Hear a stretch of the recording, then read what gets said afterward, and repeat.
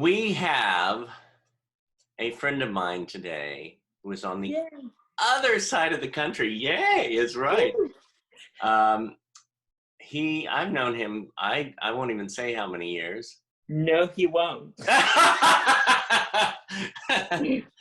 Actor, advocate, Andy Arias. Andy Arias, look at you. Hi. Hi. Hi. How are This, you? well, we're in our new normal of living in our homes Right. and working in our homes, and I'm doing good. I'm day 70 now, I think, of not leaving my home. So it's quite a bit of fun, but yeah. Have you not left at all? Well, I drive and I check the mail, but like going around in public, even if I have gloves and mask on, it's a little dangerous, because how are you gonna take them off? And basically me rolling my wheelchair is basically like walking on my feet and then rubbing my feet all over my face and saying, I'm okay. So I've been very careful about leaving. Yeah. And I would have left already and flown to Los Angeles and been with our wonderful, beautiful Angela Rockwood if I thought flying was safe. But I'm here in DC, so it's okay. Yeah. Yeah. Well, I'm glad you're keeping safe, and I mean you've done so much amazing stuff in your life. I mean, from Hollywood to DC. It sounds like It sounds like a TV show. Wait a minute, what's going on? I think you're gonna write it, and it's gonna And star you. Yes, and then back to Los Angeles. So that's the goal. By the end of 2020, I'll be back in LA. That would and be hopefully great. still doing my job, but back in LA. So, right. Yes. Right. By the way, I saw and I loved your interview with Judy Heumann this past month. I mean, it was incredible. It showed the love and respect that you both have for each other.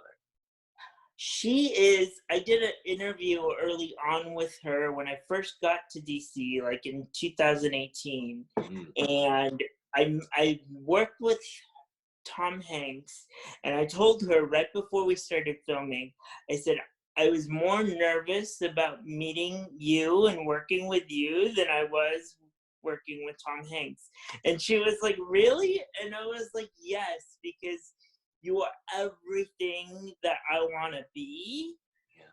As I grow as a person with a disability, you are everything that I want to be, except me, but have your ability to stretch international disability awareness. And she is the most giving, most beautiful person and most real person. She'll sit down and drink with you, and if she does not agree with you, she will tell you. She will be like, this is not happening. So yeah, she's a lovely, lovely woman, and I'm so happy that I get to work with her.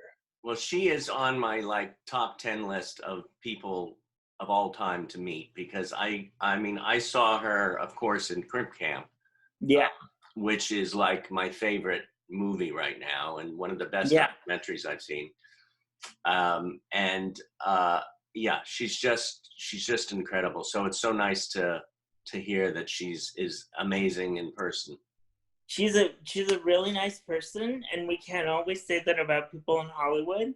We get to work with them. We can't always say they're the nicest people ever, but she talks and rolls the walk that you see. So what you see is what you get, which is really fantastic. And she was so great, because I was getting letters for Jerry Jewell, and she wrote one, and it was just beautiful. It was just overflowing with love. Oh yeah, she's honestly, she's helping me write my book. Like, she's giving me advice and telling me do this and do that, because I'm writing a biography about all the fun things I've done in my short little life, and she's actually helping me push that out, and kind of giving me sort of insights about all those things. So it's great. There's a quote from you And it Yes. says, you have to know true darkness before you can appreciate the light. Uh-huh. Where does that come from? So that comes from, you know that I grew up in foster care, but not a lot of people do. So I've had a very tumultuous upbringing with very interesting people kind of coming in and out of my life. And so for a lot of my childhood, up until the age of about 19, 17, my life was very dark and very kind of negative and I didn't have any choices that were my own in those times. And so when I became an adult, I wanted to live in real lightness, right? But not forget about the darkness that made me. Like the fire that I came from needs to be acknowledged, right? In order to roll through it, right? Because I'm in a wheelchair, so I like to say roll, not walk. Rolling through it really fortified who I am. And so I really appreciate the darkness, right? Because without that darkness, I could not see the light for its true value, right? I think a lot of people say love and light, but they might not appreciate it as much as they should, right? And so every day I try to live in gratitude and appreciation of even the littlest bit of light, right? There could be like a little speckle of light, and I try to live in that light and acknowledge that not everything around me is going to be filled with light, but I could take that speck and expand it so my perception of light is huge. Wow. Yeah. How do you tell people, we have Performing Arts Studio West here, we have Meet the Biz, we have the whole internet, Right. whoever would like to see today. How do you tell people who are going through something like that? How do you get through it? I think it's an individual choice, but I think my advice to people who are currently living in the darkness or currently living in the not most uplifting space, which we all go through, right? A lot of people in this COVID situation are living in that space right now. So what I would say to them is grab onto one thing per day, one thing per hour. If it needs to be that hour, grab onto one thing and make that something you're grateful for. Could be one thing, and start with the one thing and make it grow. I really had to work on not focusing on the negative, right? Because it's so easy to fall into that and say like, nothing's going right, everything's going crappy. But I picked one thing and I tried to make that the best thing ever. And I felt at times I was insane, right? Because I was like, this isn't that great, but I'm gonna make it fantastic so it could work. And it was a daily practice. I kept doing it, and everything got brighter and brighter and brighter. And it wasn't so much about my environment anymore, but more about my perception of what I thought I was seeing and feeling.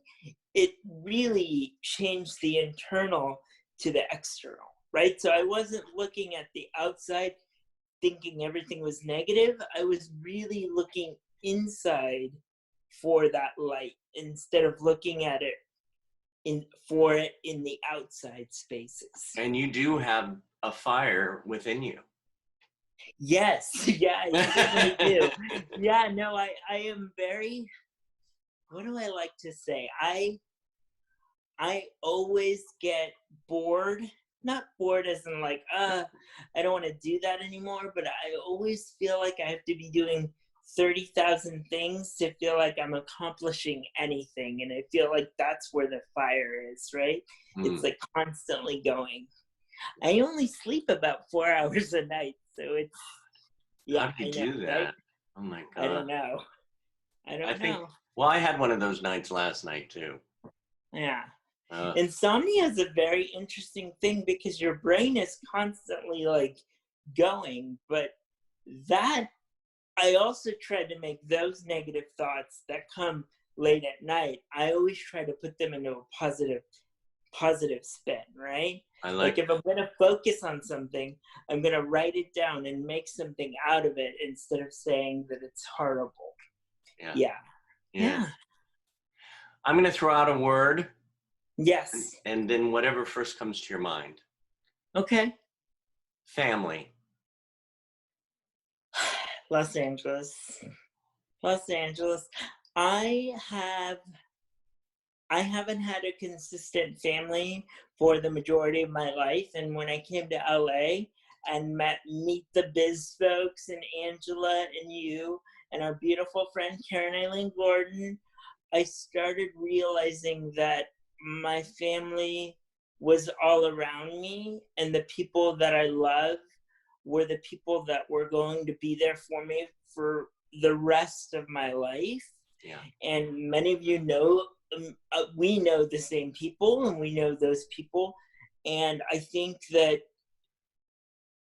we do not get to choose who the universe gives us to as children.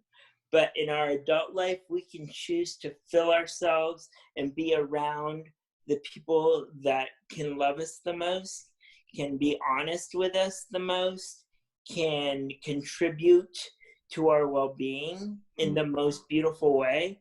And I think as an adult, that's family, right? The people that know me and see me for who I am. And I'm kooky as all get out. I'm kooky, and you'll be the first to say it, but those are the people that are my family, and they call me out on all my bull, right? But they love me for who I am, which is great. Yeah. I remember, God, I don't know, years ago when I was taking you home from class one day and driving you, and I said, well, I'll see you later, Andy. And then you turned to me and you said, can you help me with my chair? And I went, oh, because I don't even think about that, because I know you're Andy, and I know that, you have a chair as well. But I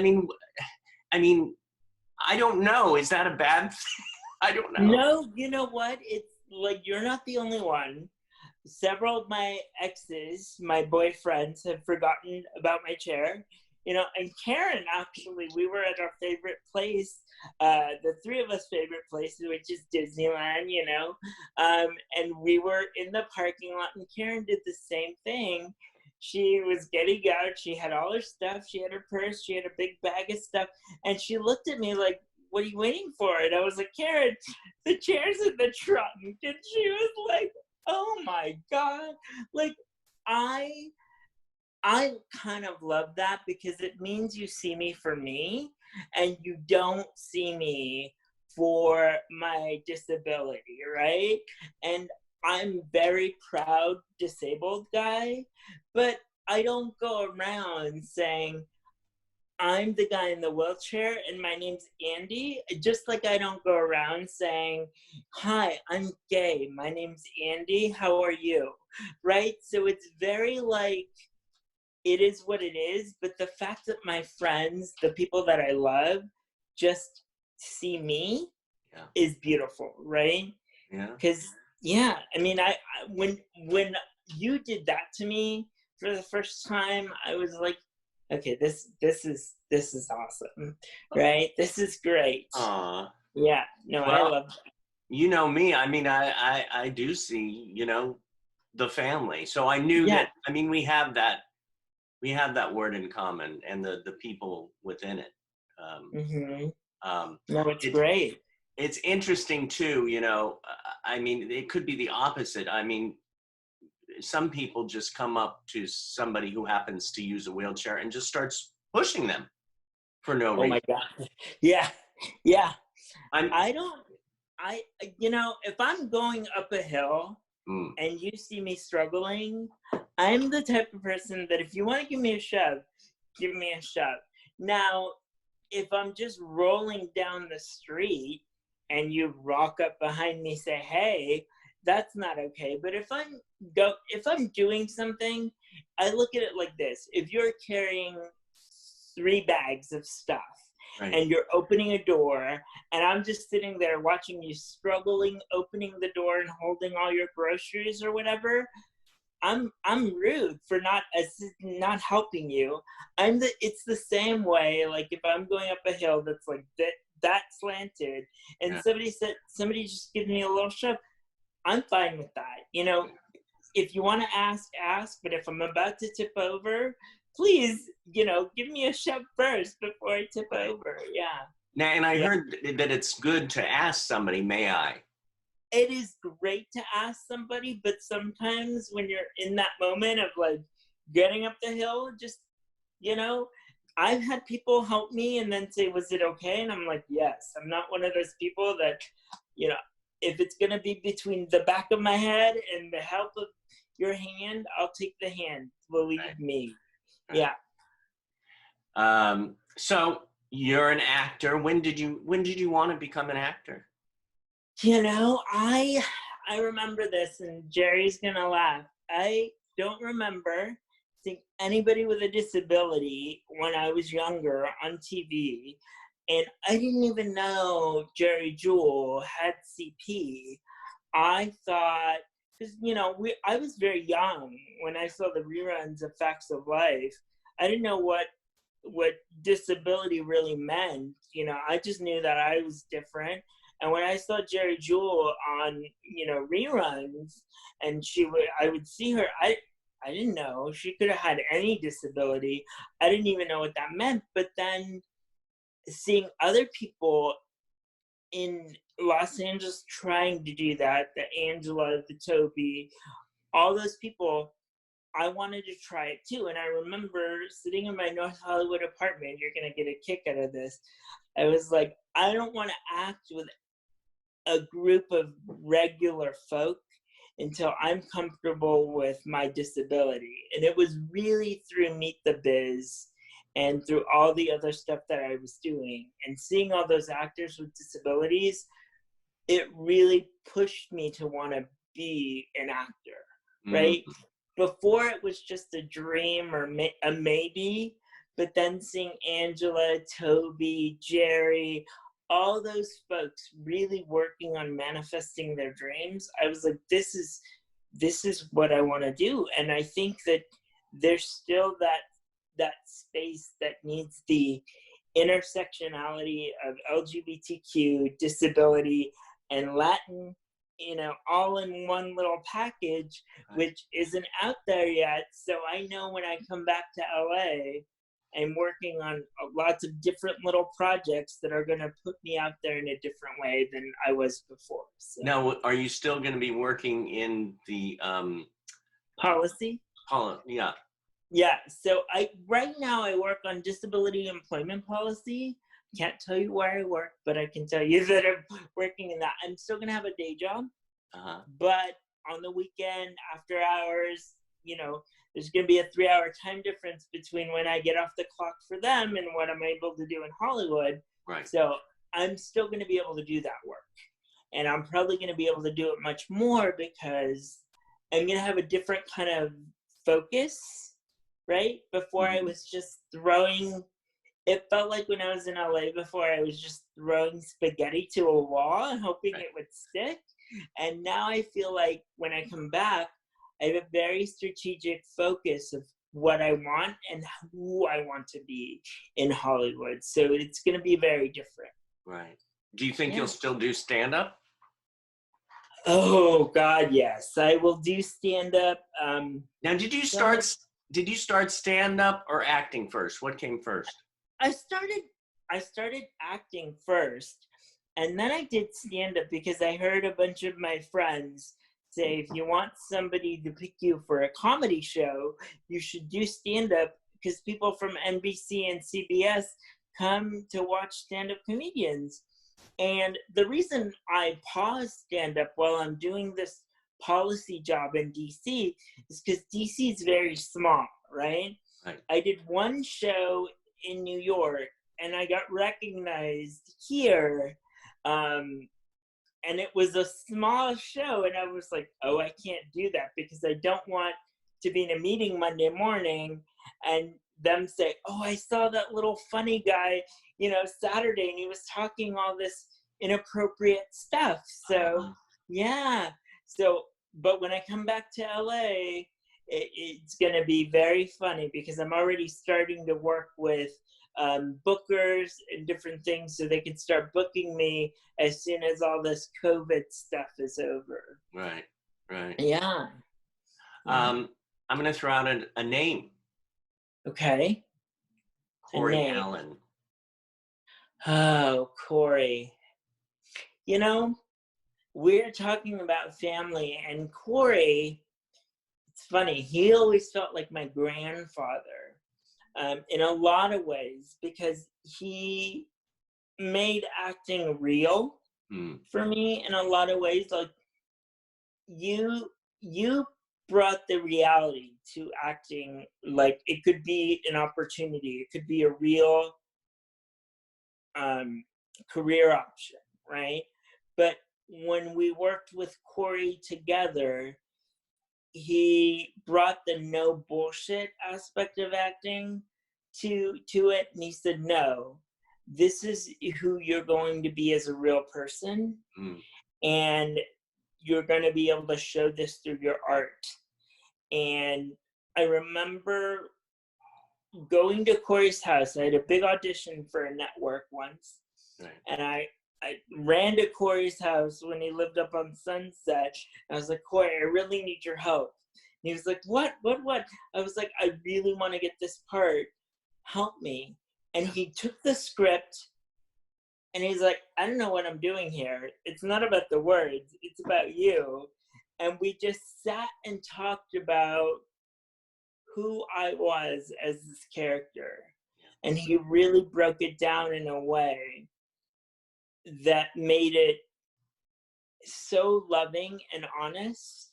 And there's a photo that I took with him in Burbank that is one of the most beautiful photos, and I go back to it sometimes because I think he's with all of us in a lot of ways. Like I feel him all the time. Oh, wait, I think he's here now. Yeah, right? He's here now. Yuri and I do that a lot. We're just, Corey's here. Corey's there. Yeah, I go and speak on different topics on intersectionality and faith and disability and LGBTQ. And when I'm going to talk to like about 1,000 people, I feel Corey on my shoulder, and he's like, go do it. And this is all around the country.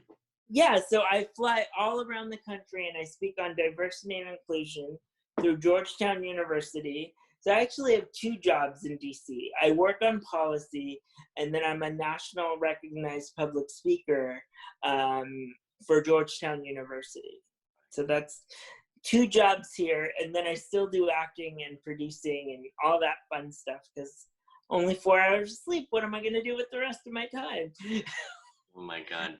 Well, it's so interesting though how you say too about Corey, because I'm just taking it in and I'm like, it makes me really miss him right now. But also I miss him too. Knowing how many people he affected. He had I carry him in my heart so much. And I used to visit him on Highland and go sit with him for hours in his room and just sit there. And, by that time he wasn't talking much, but he didn't need to talk that much. I would sit there and hold his hand, and we would communicate to each other without speaking, because I could already feel what he would say to me if he could have the words to say those things. Right. That I thought I needed to hear, but he would always say like, what was his phrase? In the next, you have one breath. What are you going to do with that one breath? And I would be like, oh God. So every time I don't want to do something, I'm like, okay, Andy, this is your last breath. What are you going to do? And he pushes me over and lets me do that one thing. Yeah. I know. Corey. Yeah. Wow. Yeah. Well, you, God, beside an actor. I mean, you've gotten several awards for working in the LGBT community. Yes, I've gotten lots of recognition and awards for just being just a voice for that community. I run several disability LGBTQ groups. I think, and you and I both know that there is a different kind of LGBTQ sometimes in Los Angeles, right? It's all about young and beauty, and whether you go to the gym or whether you don't. And I'm trying to break that sort of mold of what is beautiful in the LGBTQ world, right? Yeah. Because I feel like, do you know Billy Cliff? Yes. Billy and I are working on a project together right now, and he and I just love him. He is such a, when I get older, I want to be just like Billy. Well, you did an interview with him too, huh? I did an interview with him too, and if he was single, he's gonna see this. If he was single, I would totally be more than a fan. But he is such a beautiful soul and spirit, and it's people like that, I think, that are gonna move this, what we think of LGBTQ and beautiful, into a new space, right? So that's really my focus, is that because I am disabled, I think that disability isn't celebrated in that community as much as it should be. I know there's new TV out that is very much at the forefront of it, but I think it's still kind of like, oh, that's cute. It's really great that they're doing that, but it's not taken as a real aspect of what beautiful is, right? Or what is valued. So that's what I try to do in my work. Yeah. Well, yeah. It shows, and I mean, going back to the federal government again. Yes. You've been working for how many years in Washington, D.C.? 4 years. I hit my 4th year May 1st. And what brought you there? Why did you say, I've got to do this? I wanted, it's funny because most of our friends, I'm not going to mention any names, okay. We were all, chasing the wheel of entertainment, right? And I remember asking Gail, I went to her office right after I got the job offer, and I was like, Gail, in all reality, should I take this job and move across the country, or should I stay and see if something's gonna happen? Right. And she told me very clearly, Andy, you're ahead of your time. You're very ahead of your time. I don't know what's out there for you right now. So if I was you, right, I would take this job and I would do the best at this job as you possibly could. And what I really wanted to do was marry my knowledge of policy and entertainment in one thing.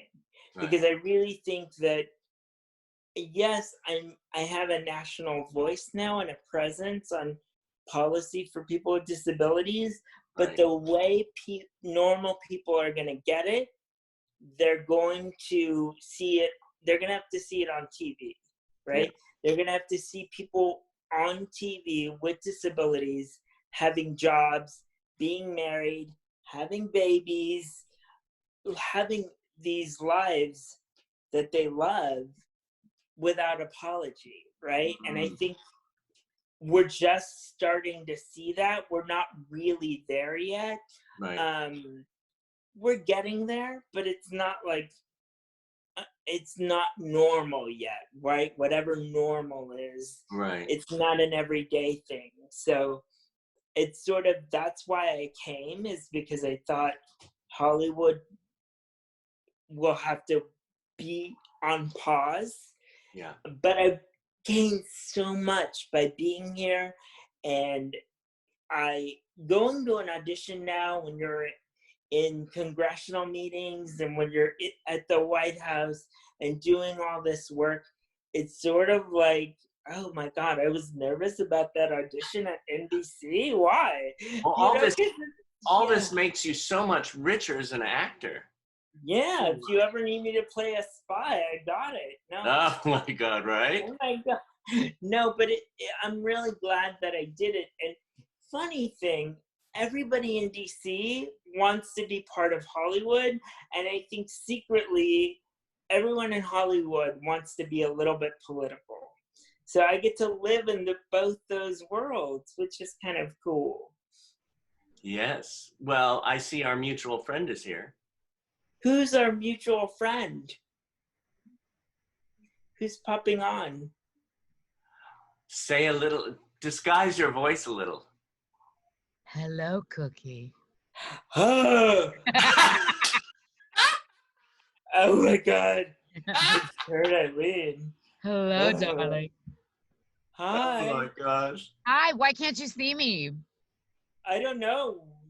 I think he only sees when he's not on the three of us. He's on the Cindy shots. Speaker view? Oh, okay. Gotcha. Yeah. When everyone speaks, I get to see a piece of, gosh, Karen, you look so beautiful. I can't with you.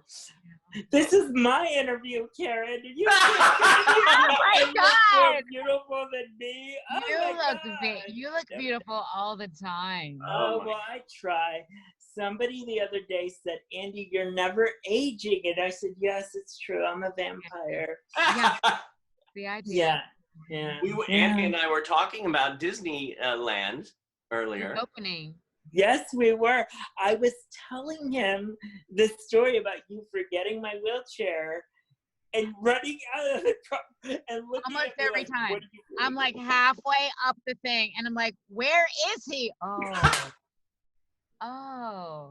What is he doing in there? Oh, okay. And she looked at me like, are you coming? I was like, well, yeah. I'm like, dude, let's go. And I was like, oh. As soon as I get my legs, I will be right there. I just don't see them. I know. I'm the same way. There, yeah. David forgot it too, so that's awesome. Yeah. Yeah.